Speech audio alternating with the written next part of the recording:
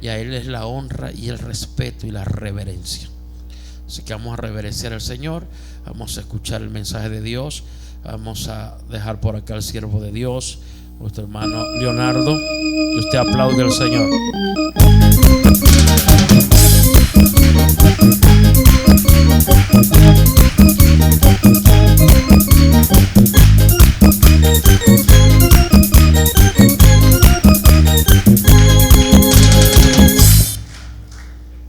Es pegajoso ese ritmo, ¿no?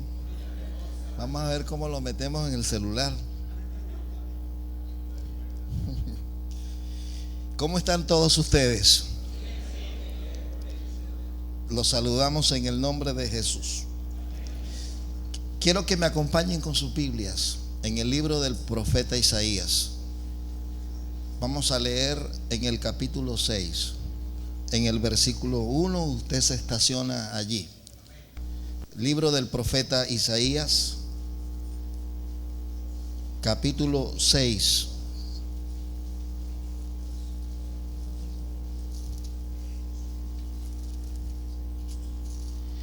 Versículo 1 en adelante. Antes de leer ese pasaje, yo quisiera leerle un artículo muy interesante que está indicando que la ciencia está demostrando que la palabra de Dios es real. O sea, lo que está descubriendo la ciencia hoy, ya Dios lo dijo hace miles de años atrás. Entonces simplemente creer la palabra de Dios. Dice, los científicos han demostrado que los procesos mentales se transforman en moléculas.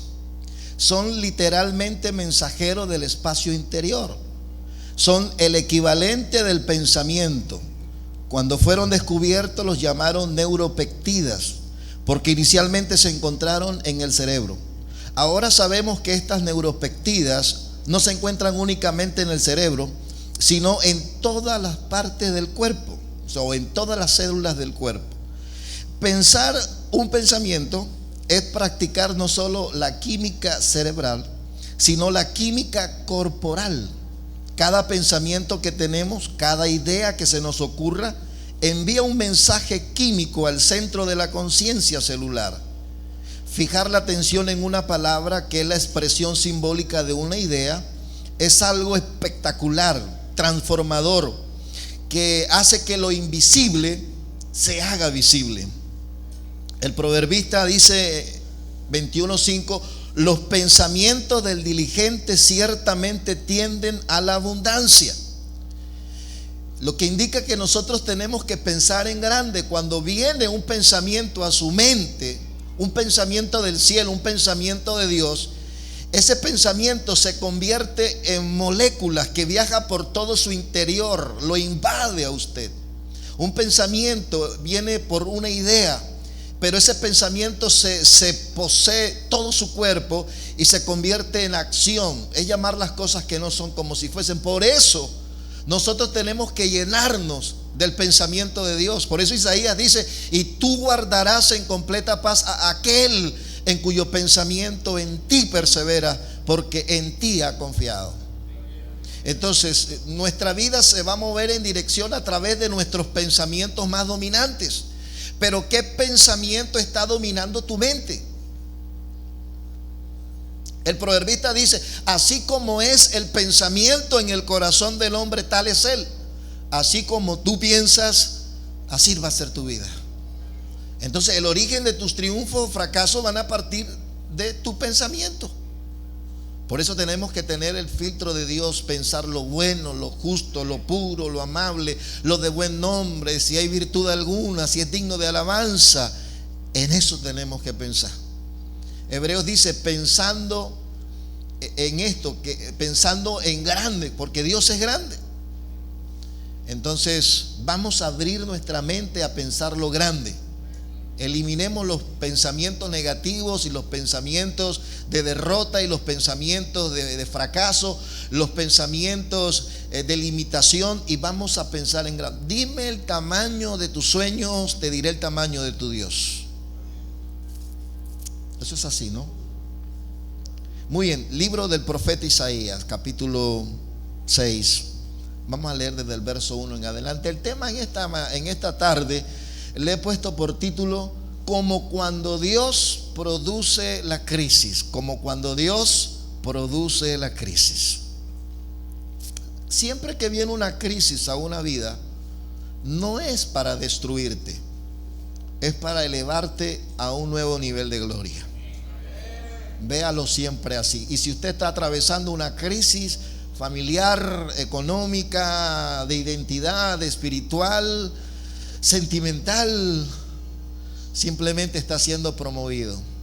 Usted es un candidato para ser mudado a un lugar mejor. Dice: en el año que murió el rey Uzías, vi yo al Señor sentado sobre un trono alto y sublime, y sus faldas llenaban el templo. Por encima de él habían serafines, cada uno tenía 6 alas, con 2 cubrían sus rostros, con 2 cubrían sus pies, y con 2 volaban. Y el uno al otro daba voces diciendo: Santo, santo, santo, Jehová de los ejércitos, toda la tierra está llena de su gloria. Y los quiciales de la puerta se estremecieron con la voz del que clamaba, y la casa se llenó de humo. Entonces dije: ay de mí, que soy muerto, porque siendo hombre inmundo de labios y habitando en medio de pueblo que tiene labios inmundos, han visto mis ojos al Rey Jehová de los ejércitos. Y voló hacia mí uno de los serafines, teniendo en su mano un carbón encendido tomado del altar con unas tenazas, y tocando con él sobre mi boca, dijo: he aquí que esto tocó tus labios, y es quitada tu culpa y limpio tu pecado. Después oí la voz del Señor que decía: ¿a quién enviaré y quién irá por nosotros? Entonces respondí yo: heme aquí, envíame a mí. Siga conmigo en la lectura. Y dijo: anda y di a este pueblo: oíd bien y no entendáis, ved por cierto, mas no comprendáis. Engruesa el corazón de este pueblo y agrava sus oídos, y ciega sus ojos, para que no vea con sus ojos, ni oiga con sus oídos, ni su corazón entienda, ni se convierta, y haya para él sanidad. Y yo dije: ¿hasta cuándo, Señor? Y respondió él: hasta que las ciudades estén asoladas y sin morador, y no haya hombre en las casas, y la tierra esté hecha un desierto, hasta que Jehová haya echado lejos a los hombres y multiplicado los lugares abandonados en medio de la tierra. Y si quedare aún en ella la 10ª parte, esta volverá a ser destruida. Pero como el roble y la encina, que al ser cortados aún queda el tronco, así será el tronco, la simiente santa. Palabra fiel y digna de ser recibida por todos.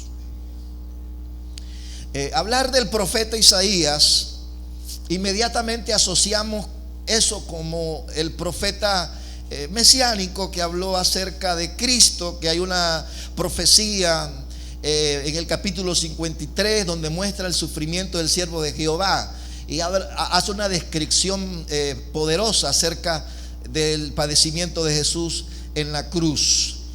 Y Isaías era un profeta, es considerado uno de los profetas mayores, y a pesar de que hablaba de Dios hasta el capítulo 5 y confrontaba el pecado del pueblo y señalaba su pecado, Isaías no conocía toda la plenitud de Dios. O sea, Isaías era un profeta que hablaba de Dios, pero no conocía todas sus revelaciones. O sea, Dios se manifiesta a través de sus nombres: Jehová Jireh, nuestro proveedor; Jehová Shalom, nuestra paz; Jehová Roé, nuestro pastor; Jehová Nisi, nuestra bandera; Jehová Siskenu, Jehová Rafa, nuestro sanador; Jehová, ayúdeme, Jehová, ¿dónde están los teólogos? Jehová Kadesh, el que nos santifica. Entonces Jehová se manifiesta a través de sus nombres, y cada nombre revela una esencia de Él. Hay iglesias que conocen al Dios de la provisión y se enfocan solo en eso. Hay otras que conocen al Dios de la paz. Hay otros que conocen al Dios que defiende, que es como bandera. Isaías conocía una sola parte de Dios. Y aunque hablaba de Dios, no lo conocía en profundidad. Entonces, escúcheme lo que voy a decir. Dios comienza a planificar una estrategia para llevar a este hombre a un nuevo nivel de gloria. Entonces, nunca vamos a quedar estacionados en el mismo lugar. Y para llegar a un nuevo nivel de gloria es necesario pagar un precio. La pregunta: ¿cuánto están dispuestos a pagar ese precio para llegar a un nuevo nivel de gloria? Son pocos, pero bueno, vamos adelante. En el capítulo 5, Isaías habla acerca de los ayes en contra del pueblo de Judá. Isaías tenía un primo, pariente, que era rey, se llama el rey Usías. Este rey reinó durante 52 años. Llevó a la prosperidad al pueblo de Judá en su reinado. Tenía dos profesiones: era rey, pero también era agrónomo, era un ingeniero, era un constructor. Y llevó a la productividad a ese sector de la nación. Y como era su primo, Isaías tenía la libertad de poder profetizar, porque decía: tengo la cobertura, tengo la protección del rey, así que yo voy a hablar abiertamente y señalar el pecado del pueblo. Y entonces comienza a hablar acerca de los ayes. Por ejemplo, capítulo 5, verso 8 en adelante, ayes sobre los malvados. Dice: hay de los que juntan casa a casa y añaden heredad a heredad hasta ocuparlo todo. Luego dice: hay, en el verso 11, de los que se levantan de mañana para seguir la embriaguez, que se están hasta la noche, hasta que el vino los enciende. Luego dice: hay, diga conmigo, ay, ay, ay, ay. Hay de los que traen la iniquidad con cuerdas de vanidad y el pecado como conyunda de carreta. En el verso 20 dice: hay de los que a lo malo dicen bueno y a lo bueno malo, que hacen de la luz tinieblas y de las tinieblas luz, que ponen lo amargo por dulce y lo dulce por amargo. Hay de los sabios en sus propios ojos, de los que son prudentes delante de sí mismos. Hay de los que son valientes para beber vino y hombres fuertes para mezclar bebida. Entonces ese hay era con el dedo señalador. El ministerio profético es un ministerio confrontativo, ¿no? Por eso a Juan el Bautista no le daban las sinagogas como profeta, porque él decía: generación de víboras, ¿hasta cuándo han de huir? Y tremendo mensaje, ¿no? Un mensaje fuerte. Por eso su púlpito estaba en el desierto y sin embargo la gente iba a escucharle. Entonces el pueblo comenzó a mirar a Isaías con recelo y buscaba la ocasión después para matarle. Pero viene el trato de Dios para este hombre. Escúcheme, dice que muere en el año en que murió el rey Usías, capítulo 6, verso 1. Es una tragedia, la muerte, ¿no? Una tragedia. ¿Cuál es tu Usías? ¿Dónde está aferrado tu corazón? Entonces nos preparamos para que nuestro Usías muera. Quizás sea la computadora, le dedicas 6 horas. El lugar donde tú más estás es el lugar que tú más amas. Y el primer mandamiento es amar a Dios sobre todas las cosas. ¿Cuántos estamos aquí? Entonces, ¿cuál es tu Usías? Y entonces ese Usías tiene que morir. Y una muerte es separación, y toda separación es dolorosa cuando uno ama. Quizás una novia, quizás un novio, quizás un pensamiento. Yo no sé qué es tu Usías. Dile al que está a tu lado: ¿cuál es tu Usías?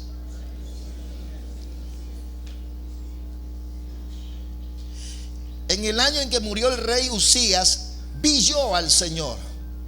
No lo vio antes, y era un profeta. A veces los ministros tocan, cantan, predicamos, enseñamos, pero conocemos solo algo de Dios. Y es necesario vivir una experiencia de separación y de trato de Dios para poder conocerlo. Cuando Israel salió de Egipto, hubieron varios estacionamientos. Llegaron a Mara. Nadie quiere estar en amargura, ¿no? Dice que las aguas estaban amargas. Llegaban cansados y llegaron allí y se quejaron con el hombre de Dios. Luego, pero allí no duraron mucho. Luego llegaron a Refidim, el lugar de descanso. Pero no duraron mucho tiempo allí. Pero cuando llegan a Sinaí, en Sinaí duran un año, porque ahí Moisés iba a recibir las leyes, los mandamientos, los estatutos, los decretos, todas aquellas cosas. Entonces para Dios es más importante que tú sueltes a la gente que te quita tiempo y que no aportan para tu crecimiento. Para Dios es más importante que tú estés en la presencia de Él. ¿Cuántos estamos aquí? Este es un momento donde Dios va a considerar tu agenda y Dios va a empezar a eliminar personas que no están aportando para tu crecimiento espiritual. Entonces, en Sinaí duraron un año. Isaías dice: en el año en que murió el